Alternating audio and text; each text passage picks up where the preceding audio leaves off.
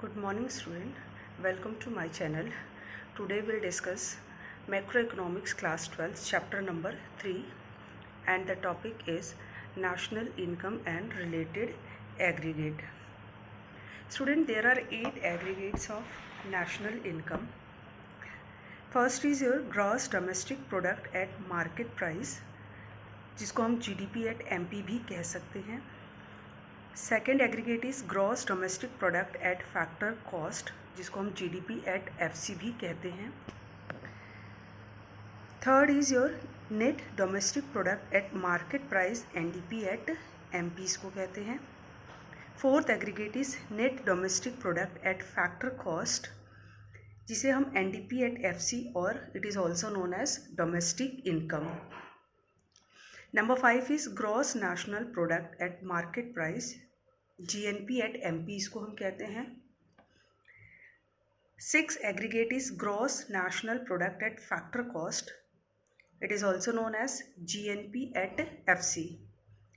7th aggregate is net national product at market price, which is also known as NNP at MP.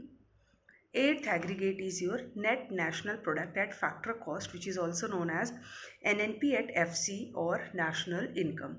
Student, यहाँ पे ये जो 4th number का aggregate दिया हुआ है net domestic product at factor cost, जिसको कि NDP at FC that is national net domestic product at factor cost या NDP एट FC भी बोलते हैं, इसी को डोमेस्टिक इनकम भी कहते हैं. यहाँ पे ये चीज़ आपको ज़रूर याद रखनी है कि इस एग्रीगेट को डोमेस्टिक इनकम भी बोलते हैं, क्योंकि कभी कभी एग्ज़ाम में जो न्यूमेरिकल क्वेश्चंस आते हैं उसमें ये एग्रीगेट ना दे के आपसे कह देगा कि फाइंड आउट डोमेस्टिक इनकम. तो डोमेस्टिक इनकम का एग्रीगेट आप किस तरीके से लिखेंगे वो आपको पता होना चाहिए कि एनडीपी दैट इज़ आपको NDP at FC find out करना है. सेम एज़ यहाँ पे जो 8th एग्रीगेट है net national product at factor cost, जिसको एनएनपी एट एफसी बोलते हैं, तो इसी को नेशनल इनकम भी बोला जाता है. ऐसे ही क्वेश्चन में पूछ लेते हैं फाइंड आउट नेशनल इनकम, तो नेशनल इनकम फाइंड आउट करना है, मतलब आपको क्या फाइंड आउट करना है, एनएनपी एट एफसी. तो ये एग्रीगेट आपको पता होने चाहिए. अब ये एग्रीगेट कैसे हम कन्वर्ट करते हैं स्टूडेंट, उसको मैं आपको बता देती हूँ. हम लोगों ने पिछले चैप्टर में ग्रॉस एंड नेट पढ़ा हुआ है. ग्रॉस से नेट पे जाना है आपको, तो माइनस डेप्रिशिएशन हम करते हैं. फिर उसके बाद नेट से अगर ग्रॉस पे जाना है तो विल डू प्लस डेप्रिशिएशन, हम डेप्रिशिएशन को यहाँ पे प्लस करते हैं. फिर एक और कंसेप्ट हमने वहाँ पे बेसिक कंसेप्ट सीखा था, एमपी एंड एफसी. एमपी इसमें क्या था स्टूडेंट्स, मार्केट प्राइस था, और एफसी क्या था, इसमें फैक्टर कॉस्ट था. जब भी क्वेश्चन में एमपी गिवन है और आपको एफसी फाइंड आउट करना है, that is market price given है और फैक्टर कॉस्ट फाइंड आउट करना है, तो आप क्या करेंगे, मार्केट प्राइस में से minus NIT net indirect tax को माइनस कर देंगे, तो आपको फैक्टर कॉस्ट आ जाएगा. और जब फैक्टर कॉस्ट गिवन है, आपको मार्केट प्राइस निकालने के लिए बोला है उसने, तो आप क्या करेंगे, इसमें प्लस NIT कर देंगे, net indirect tax.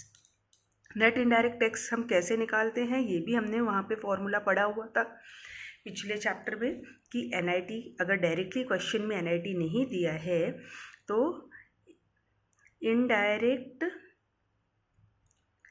Tax minus subsidies कर देंगे, तो हमको NIT मिल जाएगी. स्टूडेंट, कभी भी सब्सिडीज़ माइनस इनडायरेक्ट टैक्स मत करना, नहीं तो आपका क्वेश्चन रॉन्ग हो जाएगा.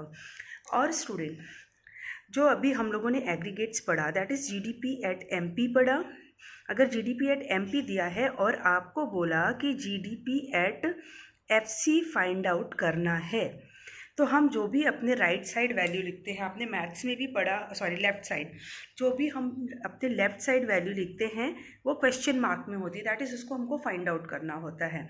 और जो भी हम अपने राइट साइड में लिखते हैं वो हमारे क्वेश्चन में कुछ ना कुछ वैल्यू गिवन होती है. तो जैसे यहाँ पे GDP at MP is equals to GDP at FC दिया हुआ है, तो कहने का मतलब हमको एमपी फाइंड आउट करना है, एफसी क्वेश्चन में गिवन है. अभी हमने यहाँ पे क्या समझा स्टूडेंट, देखो ये इसमें भी 3 चीज़ें दिया है। फर्स्ट वाला जो है वो ग्रॉस है, सेकंड वाला डोमेस्टिक है, थर्ड प्रोडक्ट ये कॉमन होता है सब में, पीछे हमने पढ़ा, फोर्थ एमपी और एफसी हो सकता है।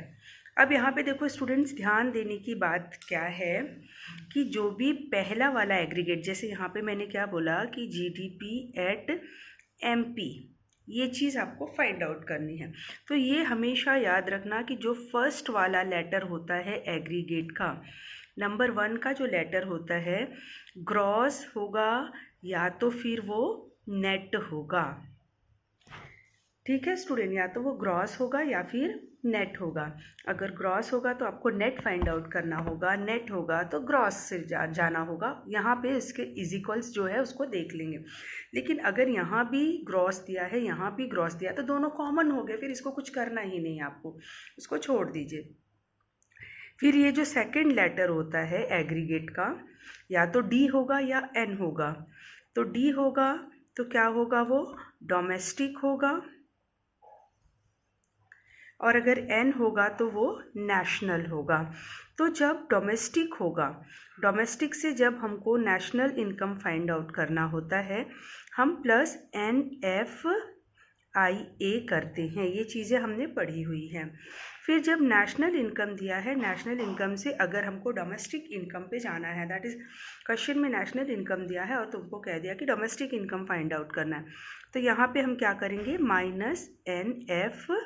-NFIA, यहाँ पे -NFIA कर देंगे तो डोमेस्टिक इनकम निकल जाएगा। तो ये चीज़ याद रखना कि पहला एग्रीगेट जो है वो ग्रॉस या नेट को बताता है। अगर दोनों तरफ जी है मतलब वो कॉमन है, उसमें माइनस प्लस डेप्रिशिएशन कुछ नहीं करना है।